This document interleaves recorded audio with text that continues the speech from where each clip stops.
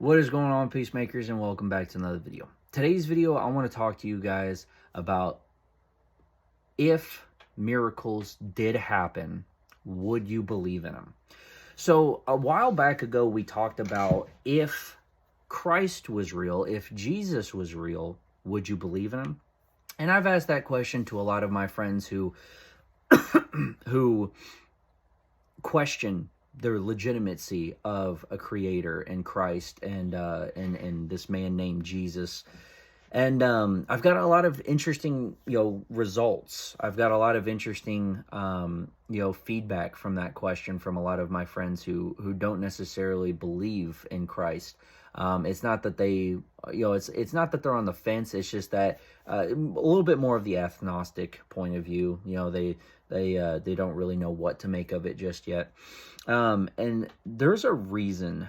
And I just want to say this very quickly because I don't want to spend too much time on it based on everything else that we have to talk about. If you still choose to be a fence rider, you are still not choosing Jesus. Does that make sense? Is that that's pretty self-explanatory, right?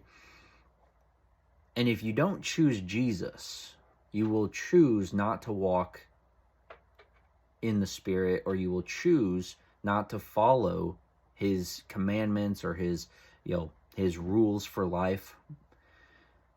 With that being said, our works will be that much more fewer, if you will. I digress. When we talk about miracles, we have to ask ourselves, was it really a miracle? Or even going down to the basics of what is a miracle? Well, a miracle is obviously something that is kind of against the odds, right? It's so unlikely to happen, it's just unfathomable, right? Like parting the Red Sea, right? It's just so unlikely to happen. But when it does happen, we always look at it with a lot of criticism. So what I want to talk about is this perfect example of an atheist testing God, right? And when he gets the answer he's looking for, or when he's trying to establish that there is no God just by this simple quote. Well, here, let me just show you the video and see what you think about it. If there was a God, there'd be a lightning strike in 3, 2, 1, now. Okay, this is very concerning. I would say it is concerning, that's for sure. So you can see there in that video that if there was a God, would you believe in the miracles that said God would provide? There you have a clear-cut time. You couldn't ask for a better timed lightning strike, right? Now, let me ask you, do you think that was coincidental, or do you think that was God? I don't actually care about your answer, because one, I'm not going to bet my life on that answer. 2, it could absolutely just be lightning doing its thing. I'm not going to be ignorant here and say that it isn't. But I would definitely like to play devil's advocate with it. So let's go down this rabbit trail of, okay, let's say it was God. What would be the message there? Because there's two different perspectives. Let's say we have the atheist in the car who asked the question, and let's say we have a agnostic bystander in the household next to him on that street.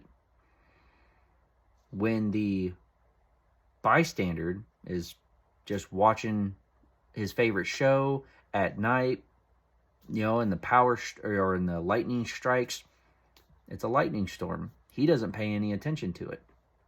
However, during that same lightning storm or lightning strike, this atheist asks that very important question, and they have two different perspectives on it. The atheist asking a very interesting and perfectly timed question, and the bystander thinking none of it because he doesn't know what just happened. The same thing happens in our day-to-day life when we go about our natural business and something profound hits us, but we're already aware of it. So let's say something comes over the radio and it's a message of how true the golden rule is, or how profound being honest is, and how everybody should be honest. Well, you're thinking to yourself, yeah, duh, I already know this. This is ridiculous. To somebody else who's struggling with it, it may be a prayer answered. I'll hit you with another story. So there was this girl who was driving on the side of this or just down this highway. And she felt this calling to pull over to this convenience store. She said, you know what, God? I want to be completely obedient to your word, or to you in general. I'm going to follow this instinct. I'm going to follow this calling. So she does just that. She pulls over into this convenience store. As she gets there, she feels another strong calling and urge to go to the water fountain, or to the soda fountain, do a handstand, and then leave.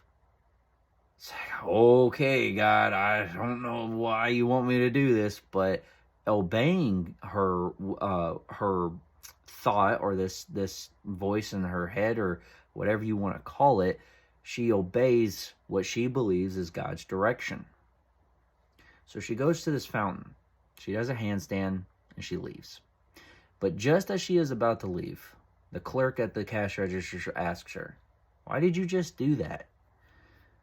And she just goes, I don't know why. I just felt God calling me to do it.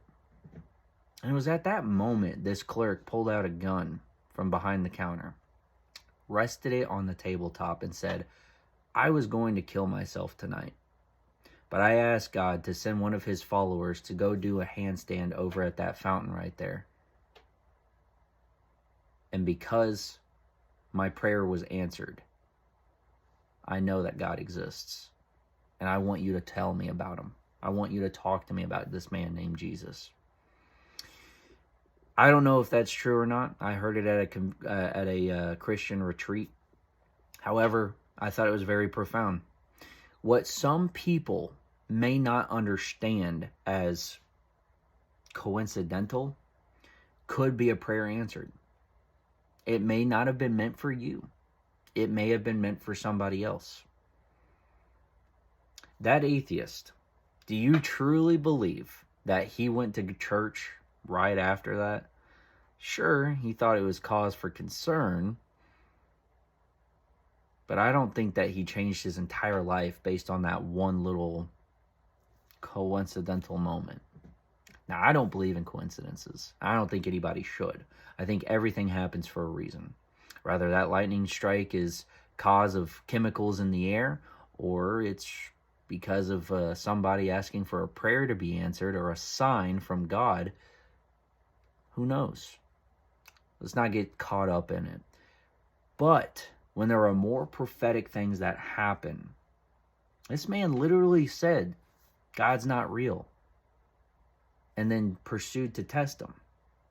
Now, it could be God having his fun and making a joke out of the situation and proving him wrong, or it simply could be, hey, I'm here and I want you to be with me.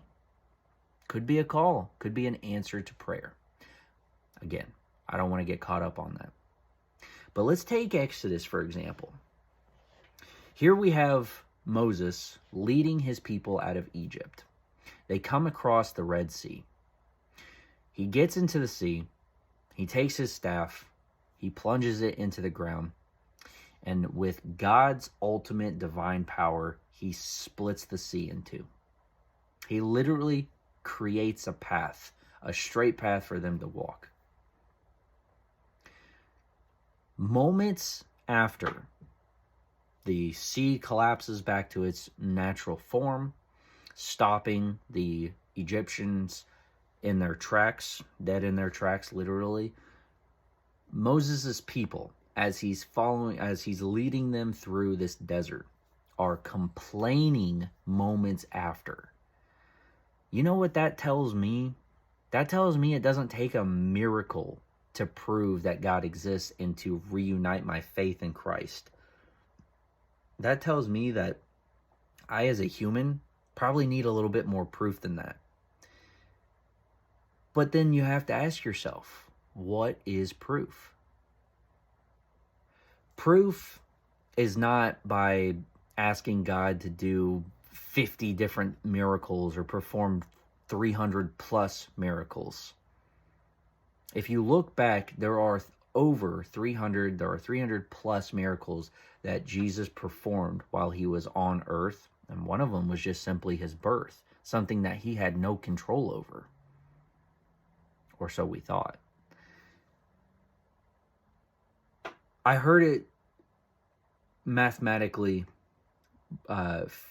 figured out, or put into a mathematical equation of 8 out of the 300 plus miracles Jesus performed.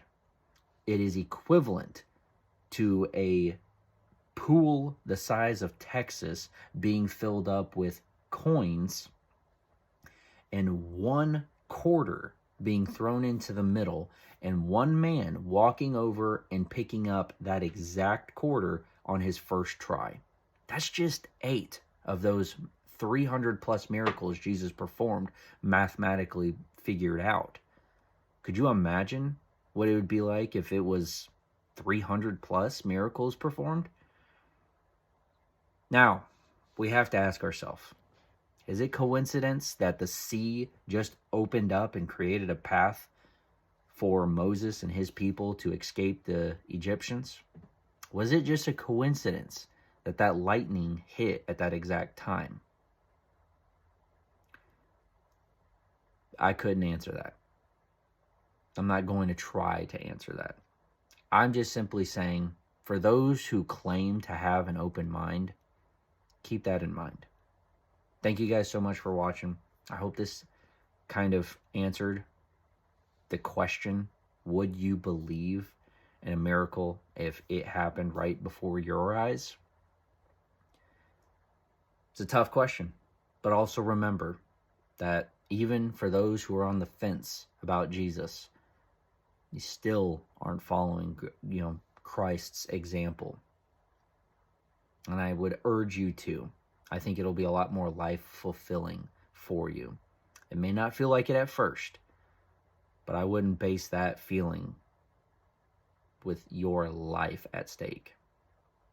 Thank you guys so much for watching this video, taking the time to, out of your day to watch this. I hope you guys take care. God bless you. Be safe.